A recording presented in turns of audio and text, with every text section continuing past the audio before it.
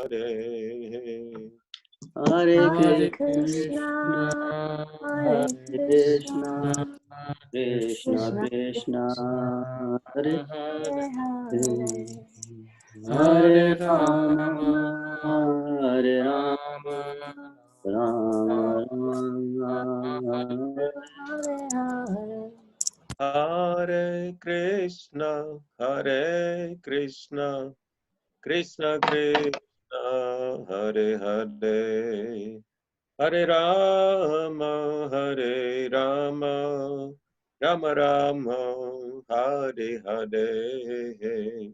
Hare Krishna, Hare Krishna, Krishna Krishna, Hare Hare,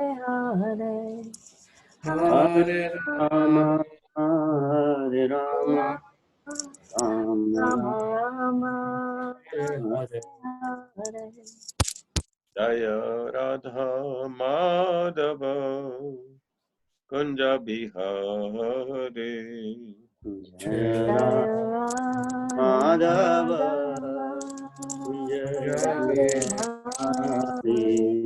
Jaya Radha Madhava Kunja Bihari Jaya Radha Madhava, Kunja Bihari.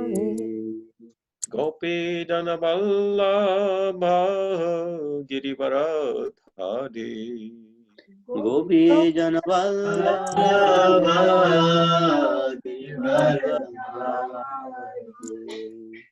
Gopi Jana Vallabha Girivardhari Gopi Jana Vallabha, Girivardhari. Yashodanandana Brajajana Ranjana Yashodanandana, Yashodanandana Brajajana Ranjana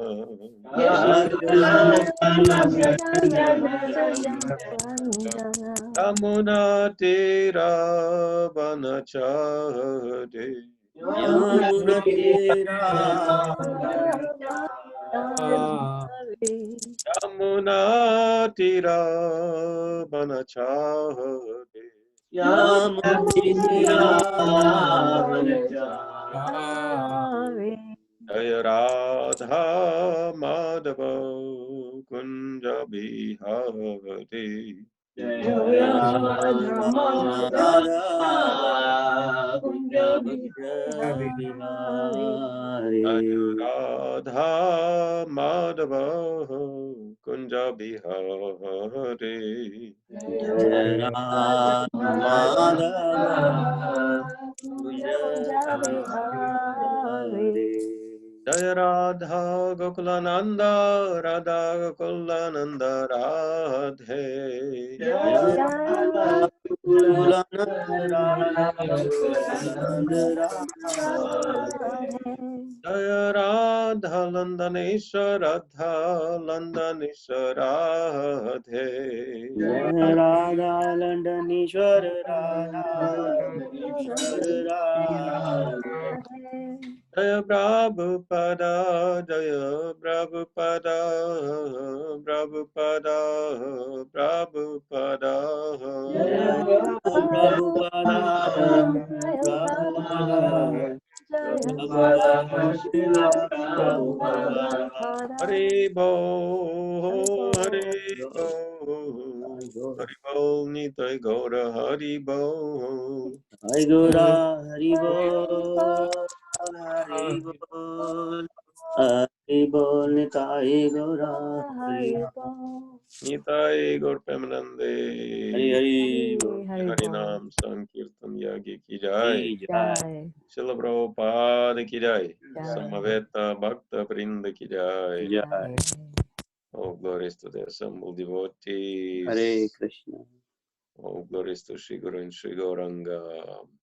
Srila Prabhupada. Jai. So, Hare Krishna.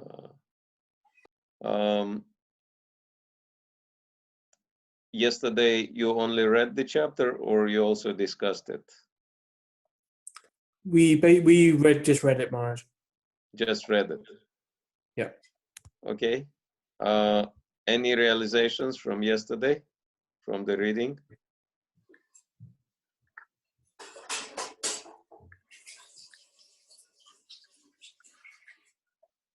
Anyone wants to share? Hare Krishna Maharaj. Yes. I mean, the realization was of how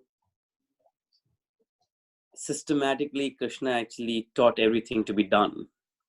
Mm-hmm. You know, to worship the Govardhan, how to circumambulate, what to prepare, offer, and how nicely he tricked them Mm-hmm. into worshipping Govardhan. Mm-hmm.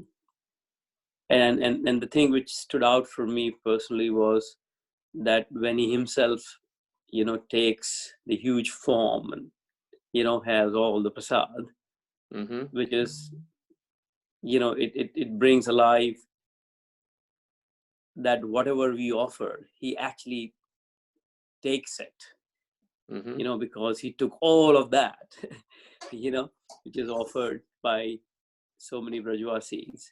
So he actually takes Yes. it. He's very kind. And also the stress on Brahman and cows, and, you know, how to honor them. Mm-hmm. It's so important. Yes.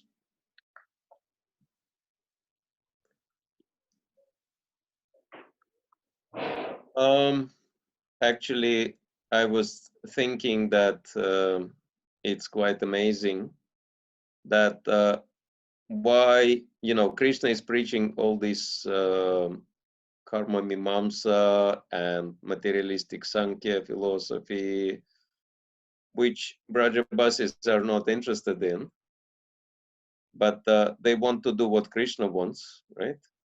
And so they are ready to worship anyone just because Krishna requests them. And Krishna could easily tell, okay, you know, actually your life depends on me, which they recognize already. And so he could say, you know, like, just worship me, why you have to worship Indra? And they would gladly do so, right? But Krishna is so humble that he actually wants them to worship Govardhan, Brahmanas, and cows, right? And it's very interesting that by preaching karma vada, karma mimamsa, he basically stresses responsibility for doing the duty, right? And by preaching Sankhya, he is encouraging them to serve devotees, because Brahmanas and those are the best devotees, right? Namo Brahmanya Devaya Go Brahmana Hitaya Cha, that Krishna is the Lord of the Brahmanas and cows. And so actually cows are even more important than Brahmanas, because as my spiritual master says, every day Krishna is walking, you know, into the pasturing grounds, surrounded by unlimited number of cows, but there are no descriptions of Krishna walking every day surrounded by Brahmanas, right? So cows first, even Brahmanas are depending on cows, because if there is no milk, then there is no opportunity to develop the subtle brain tissues, which are so important for Brahmanas, and no ghee means no yagya, right? So, but Krishna wants them, rather than worshipping some distant demigods, just tell them to worship devotees. So it's very interesting that Krishna is using the leverage of his position to encourage Brajabasis to worship the devotees. Thank you for sharing. Anyone else wanted to share any points which stood out for you while you were reading? Maharaj, I had a question. Yes. Initially, when Krishna starts explaining to Nanda Maharaj, he was in the mood of a child, and he was trying to convince Nanda Maharaj that whatever he's saying is sincere and he should be taken seriously and not like a 7-year-old. But as we progress, he is telling some really heavy stuff. And to Nanda Maharaj, like Karma Mimamsha is quite a deep subject for a 7-year-old to tell his father. Yes. And I wondered what was their mood of Nanda Maharaj when they heard such deep subject coming out of a 7-year-old. What was, and obviously they agreed to everything because it made sense to them. Yeah. Yeah, if you can explain a little bit on the mood of the Nanda Maharaj and what was going through his mind when he was listening to Krishna, it will be interesting. Well, I mean, all the Rajabasis, especially Nanda Maharaj and Yashoda, they are going through such a roller coaster with Krishna, you know, that nothing surprises them any longer. You know, it's a shock that 7-year-old is quoting Shastra, speaks perfect Sanskrit, and explains such deep philosophies, not just one, but few philosophies in one go. But, you know, they've seen so much amazing things connected to Krishna that, you know, nothing surprises them any longer. Actually, Vishwanath Chakravarti Thakur says in his purport that, you know, while Krishna is speaking, Nanda Maharaj is thinking, yes, Garga Muni told me that this boy is incarnation of Narayan, so it's fine, whatever, you know, whatever he says, whatever he does, we'll just follow. So they basically surrender to Krishna fully. No matter what's happening, they just do as Krishna tells them. Thank you, Maharaj. Welcome. All right, so yeah, otherwise, you know, it would be shocking, but I mean, they just go through these shocks every single day, so they're already used to it. That's an amazing life now. Okay, so let's go to the chapter 25.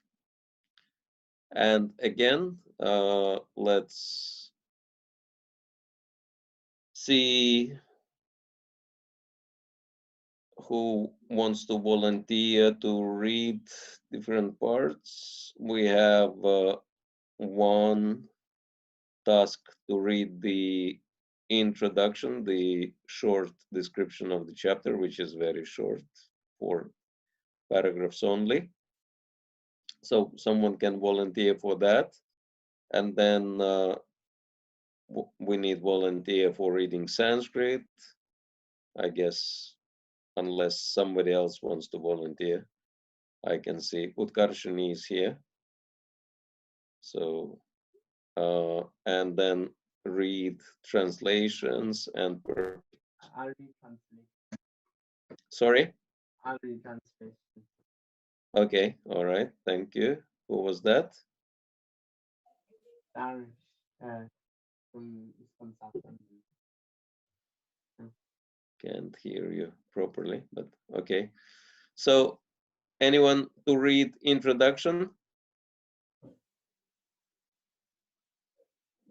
Any volunteer for introduction? I can do it, Maharaj. Yeah. Okay, Oh. Mahaprabhu. Okay, and then for Sanskrit?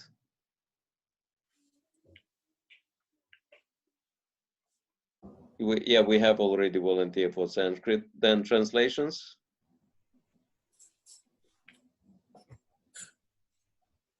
Maharaj, I can do translations again if you'd like, if no one else Okay. wants to do it. Okay, Tiffany. And then purports. Anyone wants to read purports?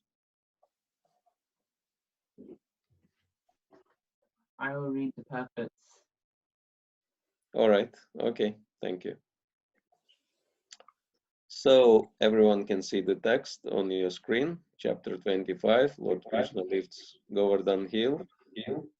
So let's start with the invocational mantra. Om Namo Bhagavate Vasudevaya. Om Namo Bhagavate Vasudevaya. Om Namo Bhagavate Vasudevaya. Om Namo Bhagavate Vasudevaya. Om Namo Bhagavate Vasudevaya. Om Namo Bhagavate Vasudevaya. Okay. So this chapter describes how Lord Indra was overcome by anger when the residents of Vraj cancelled his sacrifice, how he tried to punish them by sending forth a devastating rainfall to Vrindavan, and how Lord Sri Krishna protected Gokul by lifting Govardhan Hill and for 7 days using it as an umbrella to ward off the rain. Indra, angered at the disruption of the sacrifice meant for him, and falsely presuming himself the supreme controller, said, "People often give up the pursuit of transcendental knowledge, the means for self-realization, and imagine that they can cross over the ocean of material existence by mundane fruitive sacrifices. Similarly, these cowherd men have become intoxicated by pride and have offended me by taking shelter of an ignorant, ordinary child, Krishna. To remove this supposed pride of the residents of Vraj, Indra sent the clouds known as Samvartaka, whose function is to facilitate the destruction of the world. He sent them to harass the Vrajavasis with downpours of rain and hail. The cowherd community was very disturbed by this and approached Krishna for shelter. Understanding that this trouble was the work of Indra, Krishna decided to smash to pieces Indra's false prestige, and thus he lifted Govardhan Hill with one hand. He then invited the entire cowherd community to take shelter in the dry space beneath the mountain.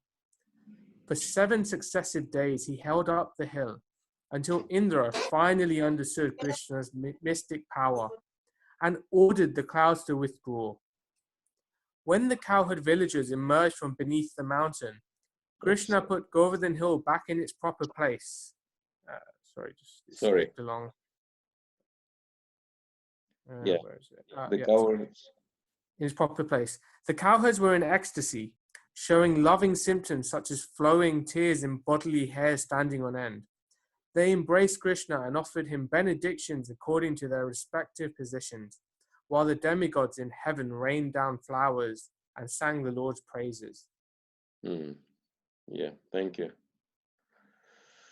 So Krishna lifted Govardhan Hill, and in this way he smashed the mountain of Indra's pride, as it's been described in the previous chapter. Okay, Sanskrit.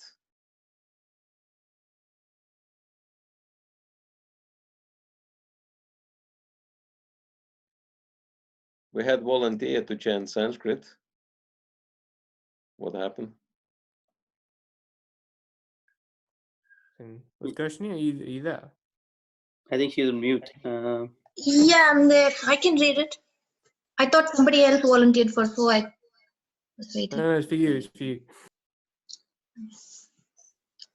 Shri Shuka Uvacha Indrastadatmanah Pujam Vijnaya Vihitam Nrapa Gopebhyah Krishna Natebhyo Nanda Dibhyasya Kopaha. Translation? Translation and purport by His Divine Grace A.C. Bhakti Swami Srila Prabhupada. Sukadev Goswami said, "My dear King Parikshit, when Indra understood that his sacrifice had been put aside, he became furious with Nanda Maharaj and the other cowherd men who were accepting Krishna as their Lord." And purport? Wait a second. At the very beginning of this chapter, Sikadev Goswami reveals the foolishness of Indra and the absurdity of his anger. Indra was frustrated because the residents of Vrindavana accepted Sri Krishna as their Lord. But the simple fact is that Sri Krishna is the Lord, not only of the residents of Vrindavan, but of all that exists, including Indra himself. Thus, Indra's petulant reaction was ridiculous. As the common saying goes, pride goes before a fall. Okay.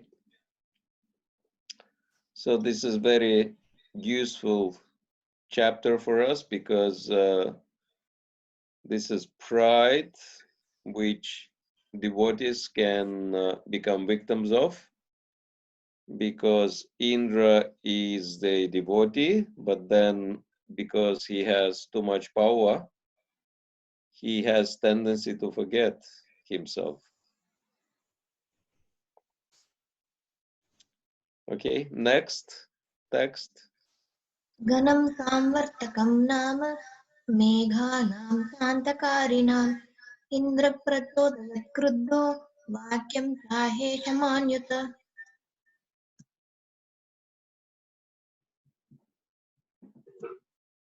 In translation, angry Indra sent forth the clouds of universal destruction known as Samvartaka.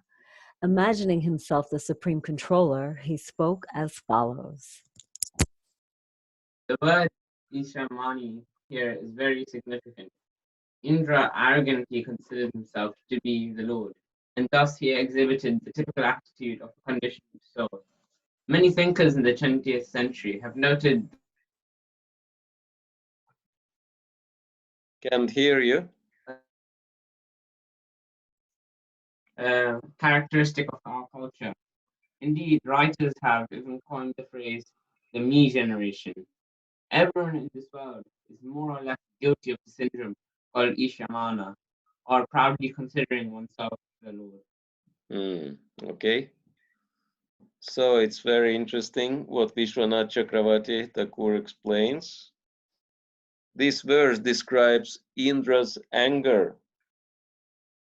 Samvartaka refers to the clouds used for destruction of the universe.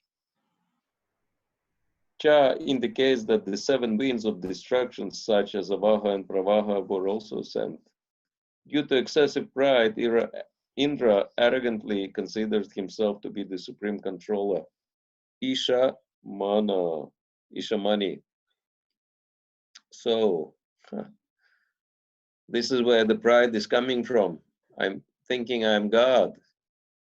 Of course, I can be God of, say, like ducks and geese, for example, right? God of birds, because they're all afraid of me if I like go for a walk. I can be God of cockroaches or something, I can rule over them. So, that's the illusion of the material world, that we become greater than somebody else and then we think that we're supreme. But then if someone disrespects us and minimizes our position, then we really become angry and irritated. And it's very interesting that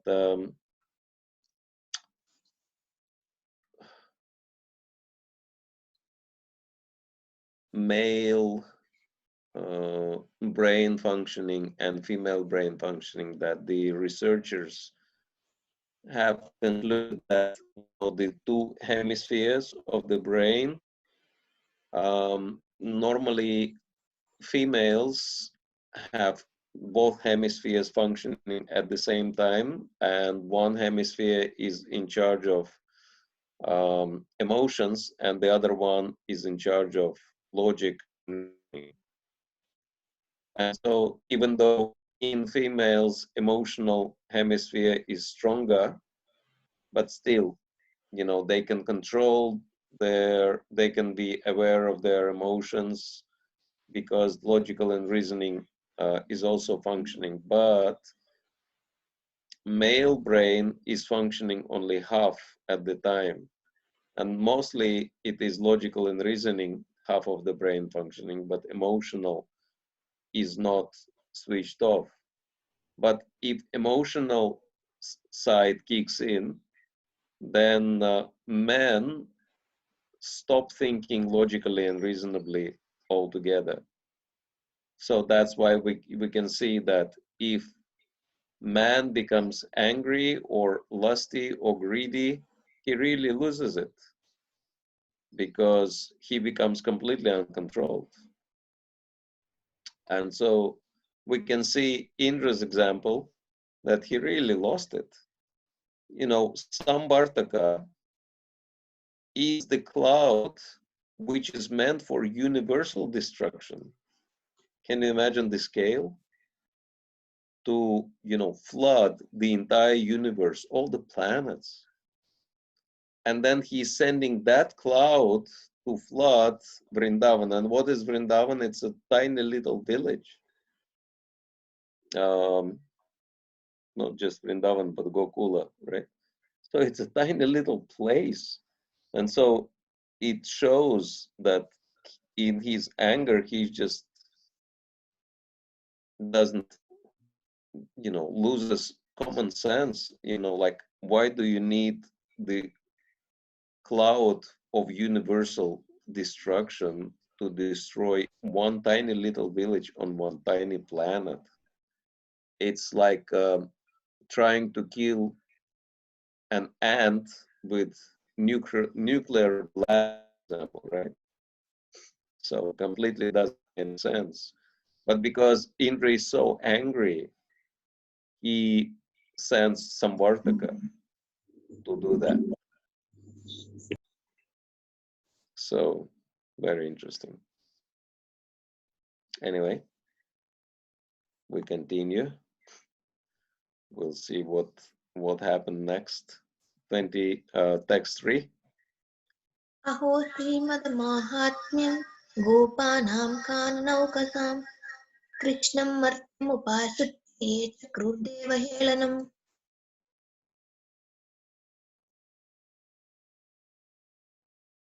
Don't wait. Okay, translation. Indra said, just see how these cowherd men living in the forests have become so greatly intoxicated by their prosperity. They have surrendered to an ordinary human being, Krishna, and thus they have offended the gods. Of course, Indra was really saying that the cowherd men had offended him. Indra, by taking shelter of Krishna, whom Indra considered to be Martya, a mortal, this was certainly a gross miscalculation on Indra's part. This is so interesting, right? How Maya is working. At first, Indra says that they became so intoxicated by their prosperity, so he's thinking that they're proud of their wealth. But who is proud of wealth? Indra is proud of his wealth, right? So that's like, if you remember William Thackeray in the Vanity Fair, he says the entire world is a big mirror. And what we really see is ourselves in that mirror. So Indra is seeing his own faults in Brajabasis. So that's quite interesting, right? And then he says, they have offended the gods. No, they haven't offended anyone besides Indra. It's only Indra. But he's thinking, I'm such an important person that all the gods have been offended because I am their representative. It's quite interesting, right? How Indra is bewildered. And maybe we can read what Vishwanath Chakravarti Thakur has to say.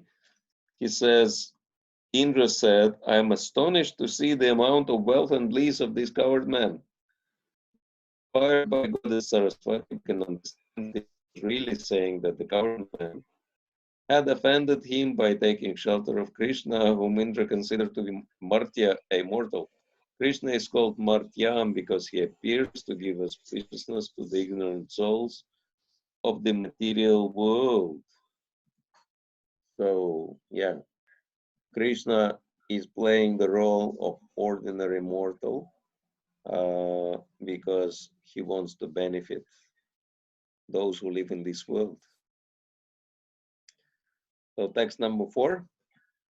यथा दृढै कर्ममयै क्रतुभिर्नामनो नौनिभैः विद्यामन्वीक्ष्य किं हित्वा तितीर्षन्ति भवार्णवम्.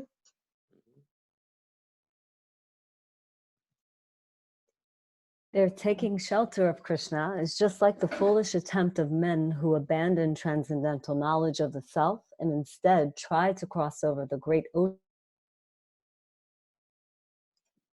Can't hear you. Great ocean of material existence in a false boat of fruitive ritual sacrifices. Very interesting. So he's not thinking about his sacrifice. Anyway, that purport doesn't say anything, but Vishwanath Chakravarti Thakur explains, Vaishnavas desiring to cross the ocean of material existence take shelter of Krishna and reject the quest for Brahma Gyan, knowledge of Brahman. Indra said, these coward men have become absorbed in the sacrifice as a means to cross the ocean of material existence. The Vrajabasis have foolishly taken shelter of Krishna in hopes he will reduce the ocean to the water contained in a calf's hoof print, which Krishna will do. But the next text is really interesting. Please. वाचालं बालिशं स्तब्धम् अज्ञं पण्डितमानिनं कृष्णं मत्समुपाश्रित्य गोपामेष क्रूरप्रियम्.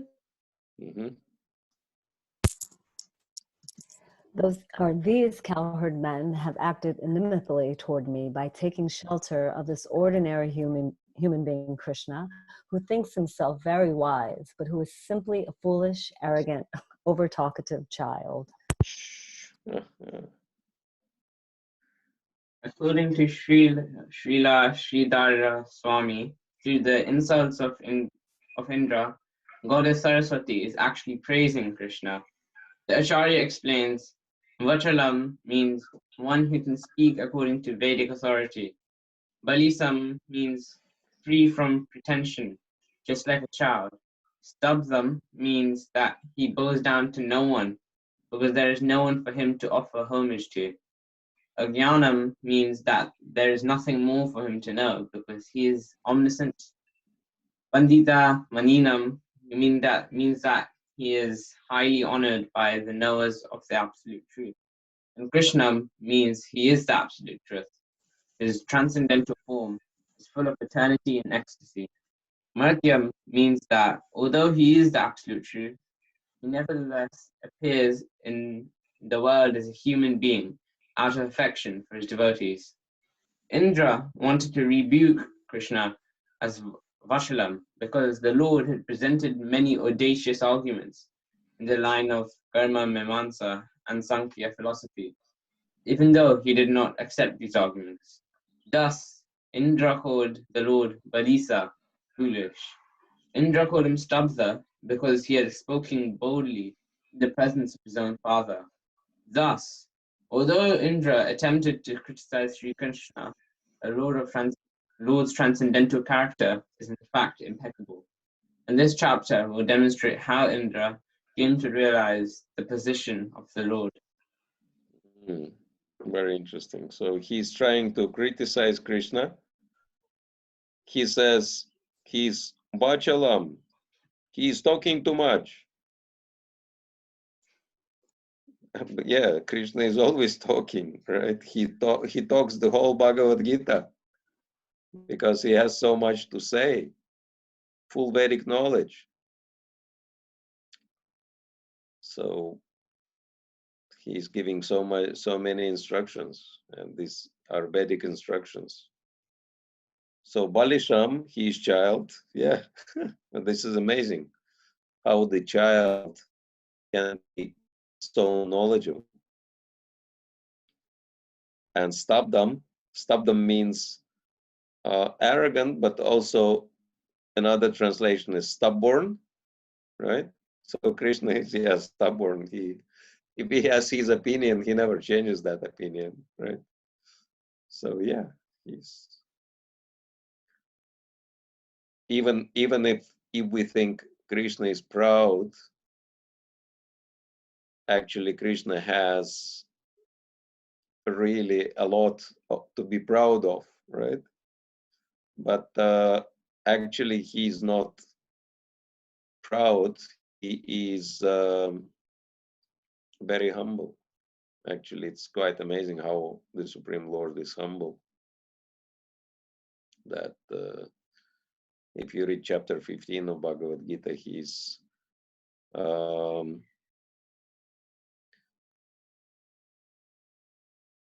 serving all living entities forever without ever expecting any returns, completely selflessly.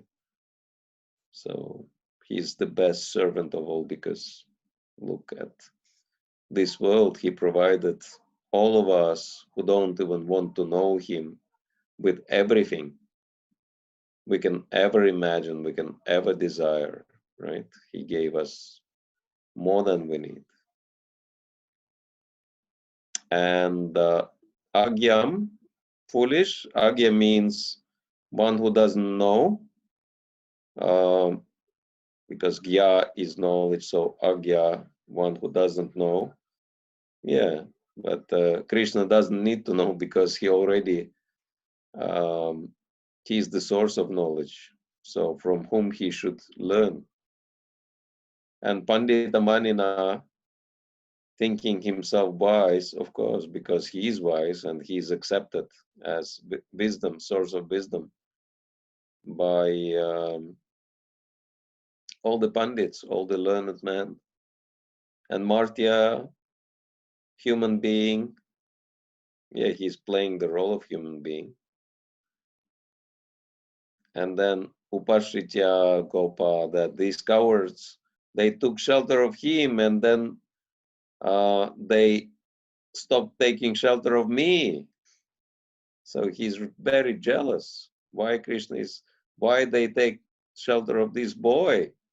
Why not me, right? So this competitive spirit comes through. And so that's very interesting.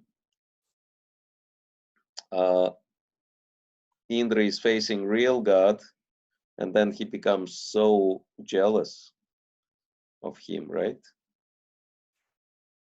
I remember when I just started practicing Krishna consciousness and came across Bhagavad Gita. I was so excited, so much amazing knowledge just in one book. And I was constantly reading Bhagavad Gita and sharing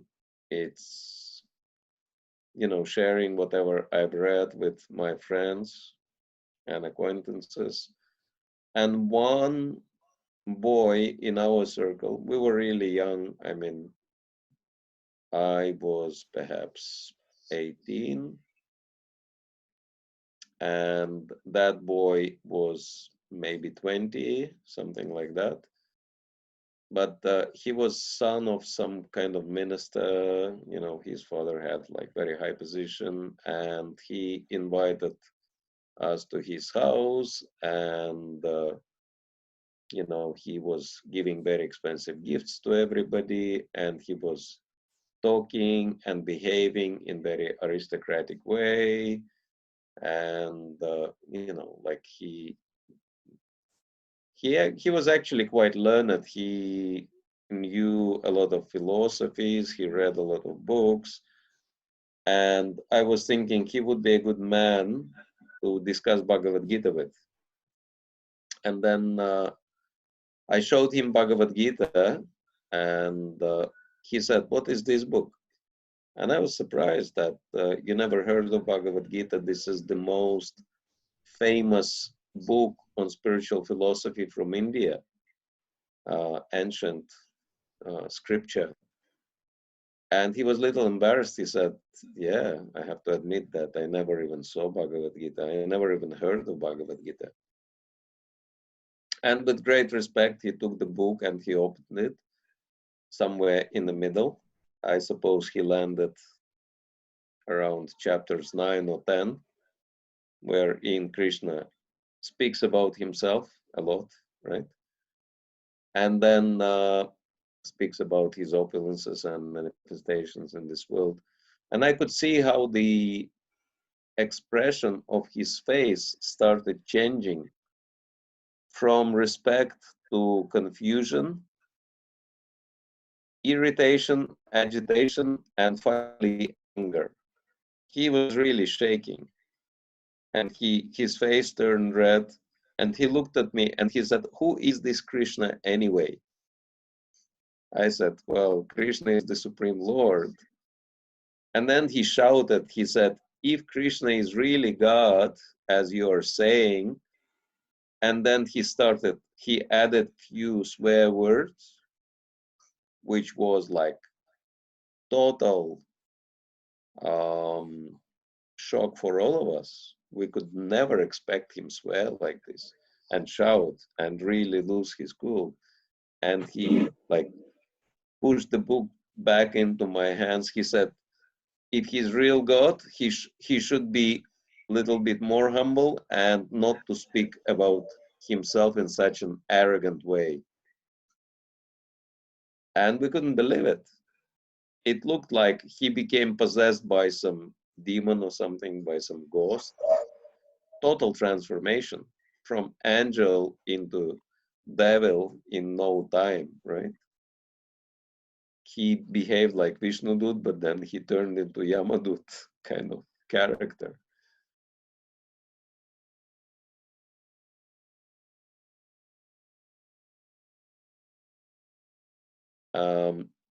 But at the time, I could not fully understand what happened to the guy.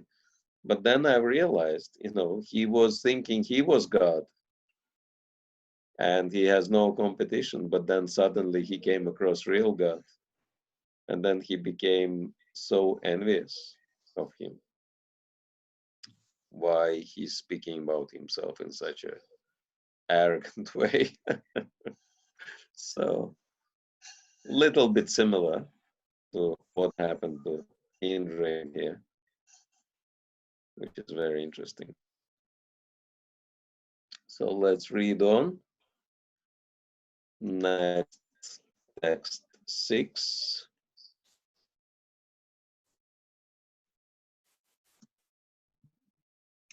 Haribol. Yam Triyavaliptanam Krishnenadma Pitatmanam Dhunutashri Madastambam Pachun Nayata Sankhayam.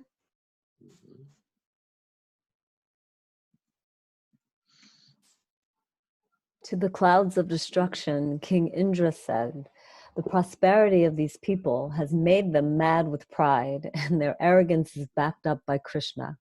Now go and remove their pride and bring their animals to destruction." It is clear from this verse that the residents of Vrindavan had become highly prosperous simply by protecting cows, since Indra wanted to destroy their so-called pride based on wealth by killing their animals. Well-tended cows produce large quantities of milk, from which come cheese, butter, yogurt, ghee, and so on.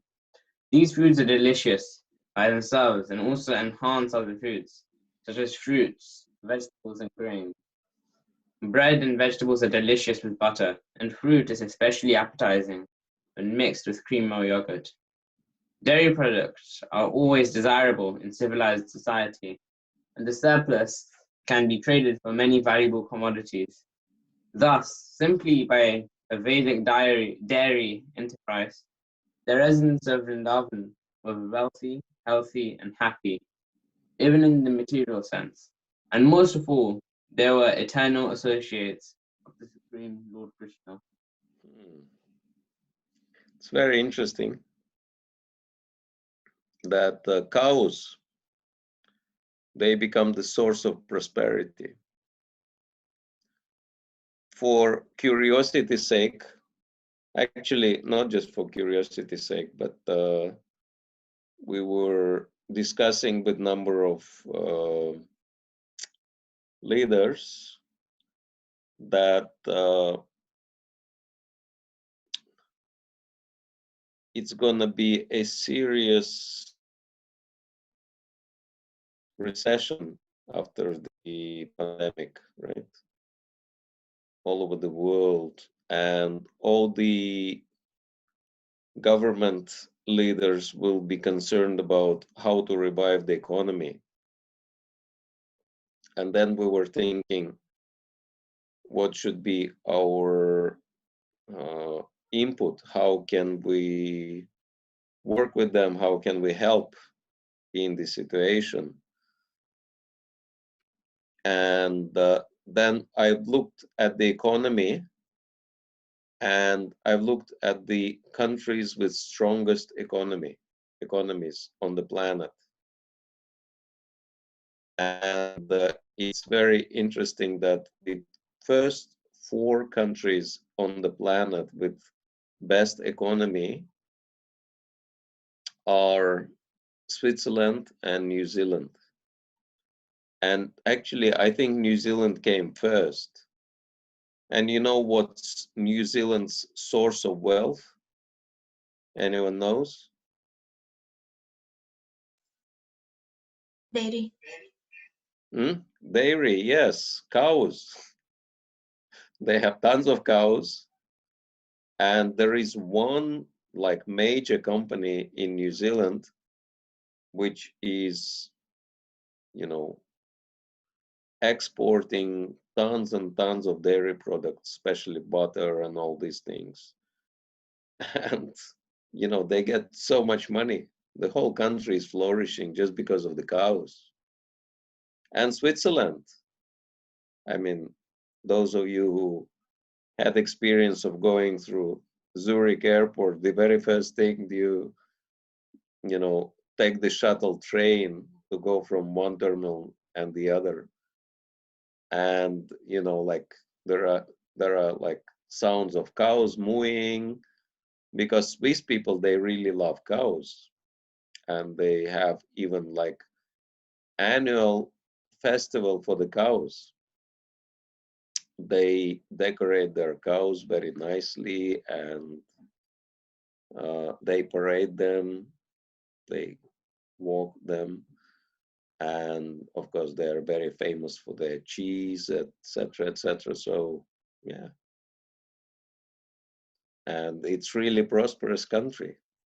But yeah, seems like cows are the secret of prosperity. Whoever is looking after cows is bound to be prosperous. And so, yeah, residents of Vrindavan, they were looking after the cows. And so cow is the source of prosperity. That's not just in the book, in life as well. We can see even at the present day world, those who connected with the cows, they prospered. Let's see what Vishwanath Chakravarti Thakur says. Indra said, due to wealth, these coward men are mad with pride, and their minds, Atma, have been influenced by Krishna. You should remove their pride and kill their cows. So this is crazy, right? That Indra is a devotee, but then he says, kill all the cows. Can you imagine? So we can understand that Indra completely lost it, right? Lost his marbles. That now he wants to kill all the cows just because his prestige has been challenged. So crazy. The unintentional inner meaning of Indra's words is as follows. The coward men are anointed with sandalwood pulp, Shriya Avalipta. You cloud should remove Dunita the heat in their bodies with cool rain and refresh the cows, making them tremble in delight. When Krishna leads Govardhan, you should allow him to make a beautiful place, Sanyakshayam, to stay. The word Kshayam means residence as well as destruction. So anyway, again, the Saraswati is changing the meaning of what he says, but the original meaning of the verse is that Indra is so angry because he's been proud. And so we can understand how dangerous it is to become proud, that when someone is proud, then they really lose their mind. All right, we'll read one more text and then we'll stop for any reflections, discussions, questions. Aham Yavatam Nagam Aruhyanuvrate Vratam Marudganeir Mahavege Nanda Ghosha Jigamsaya. I will follow you to Vraj, riding on my elephant Aravata, and taking with me the swift and powerful wind gods to decimate the cowherd village of Nanda Maharaj. Mm-hmm. The Samvartaka clouds were frightened by Indra's powerful mood and thus carried out his order as described in the following verse. Mm. And again, Vishwanath Chakravarti Thakur says in his purport, the real meaning of the Indra's words is, I'm also coming desiring to see the cowherd pastures of Nanda. So he became interested, right? Who is challenging him so much? Let me see what's happening there. So at least he will get Krishna's darshan. All right, so let's see if we have any reflections, any sharings, any questions,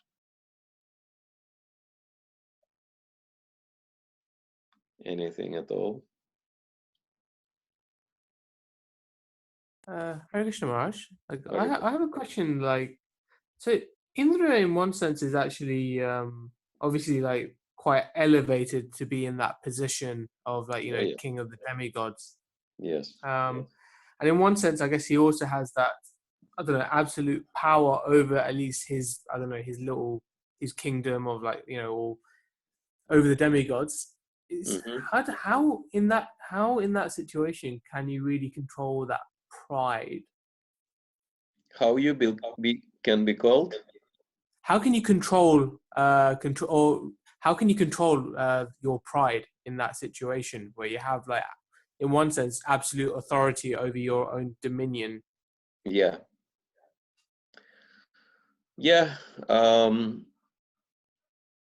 There is one interesting story how in Vedic culture, and Vedic culture is based on Krishna conscious principles, those who had topmost position were actually trained to be meek and humble.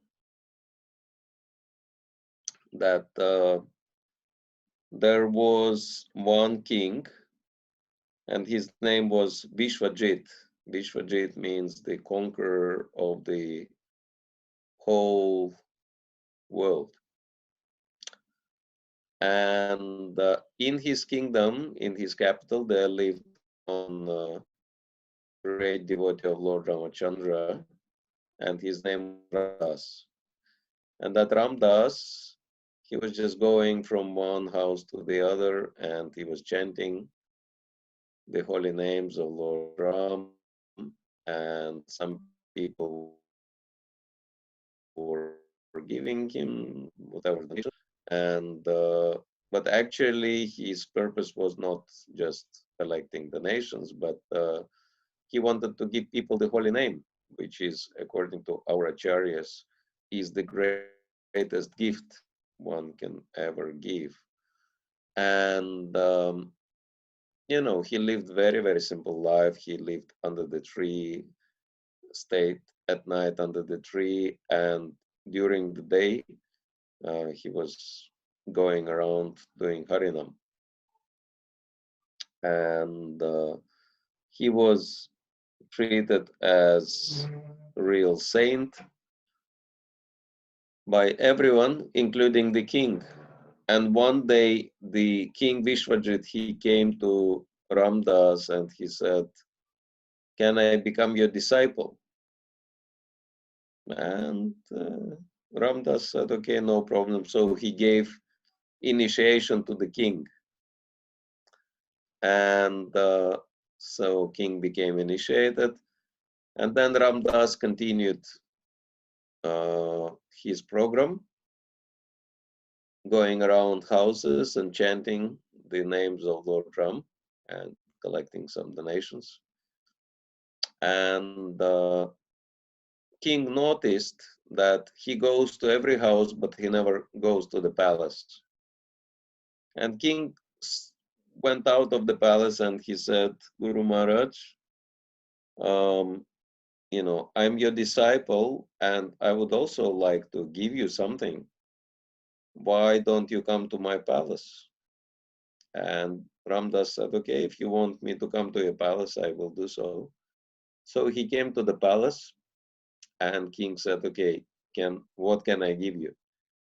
And Ramdas said, "Since you are a very wealthy man, I will, and you the king, so I will ask you for a serious question.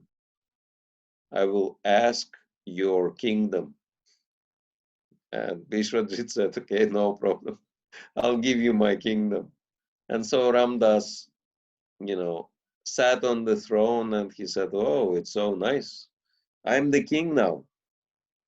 And you are not the king anymore. You lost your kingdom. You gave your kingdom to me." But I'm also not really interested to be the king because it's such a headache and I don't have that nature. So the real king is Lord Ramachandra. And I think what I will do, I will give this kingdom to Lord Ramachandra, let him rule it. So, and then he stood up and he said, "I will go continue my program, but because you're not a king anymore, you are also a beggar like me, you should come with me." And king said, "Okay." And they went out and Ramdas said, "You carry my bag and I will do the kirtan." And so they started going around the houses, and you can imagine how surprised all the residents of the capital were because they saw next to Ramdas there was a king